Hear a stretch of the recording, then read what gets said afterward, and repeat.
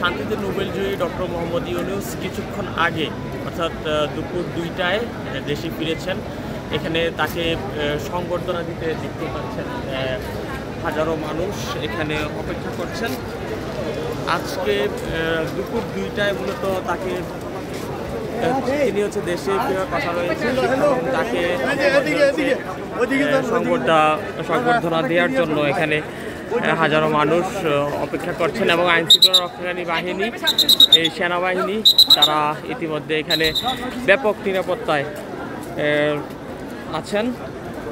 মূলত বুধবার তিনি ফ্রান্সের রাজধানী থেকে ঢাকার উদ্দেশ্যে রওনা করেন এমিরেটস এয়ারলাইনের একটি ফ্লাইটে।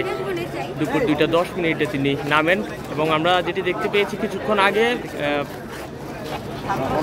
বৈষম্য বিরোধী ছাত্র আন্দোলনের যে সমন্বয়করা আছেন নাহিদ ইসলাম, আসিফ মাহমুদ, তারা সহ একটি দল তারাও কিন্তু ভিতরে প্রবেশ করেছে এবং এখানে এখন যে পরিস্থিতি সেটি হচ্ছে আইনশৃঙ্খলা রক্ষাকারী বাহিনী, বিভিন্ন বাহিনীগুলো তারা এখানে নিরাপত্তায় আছেন।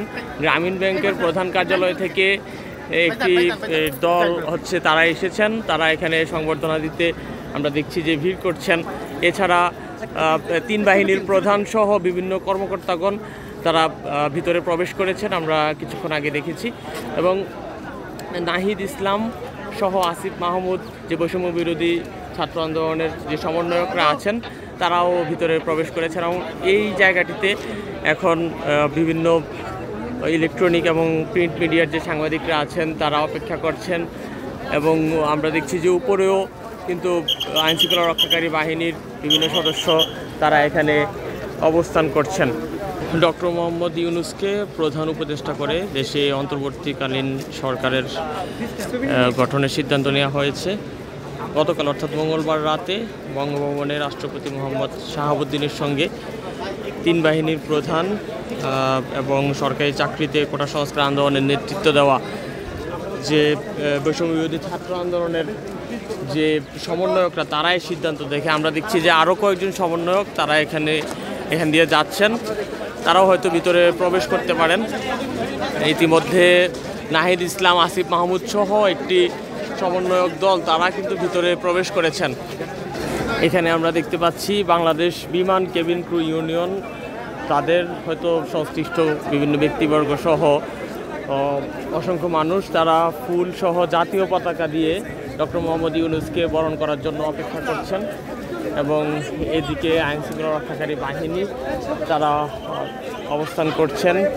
এছাড়া গ্রামীণ ব্যাংকের বিভিন্ন কর্মকর্তারা সহ তারা এসেছেন এখানে। তো মূলত সর্বশেষ যে তথ্য সেটি হচ্ছে যে ডক্টর মোহাম্মদ ইউনূস তিনি দেশে আজ দুপুর 2:10 পৌঁছেছেন। ভিতরে তিনি সংবাদ সম্মেলন করবেন, সেখানে সাংবাদিকদের সাথে তিনি একটি ব্রিফ করে এরপর 3 বাহিনী প্রধান সহ তিনি হয়তো বিমানবন্দর ত্যাগ করবেন। তো এই ছিল আমার কাছে বিমানবন্দরের ভিআইপি গেটের সামনে থেকে সর্বশেষ তথ্য এখন পর্যন্ত।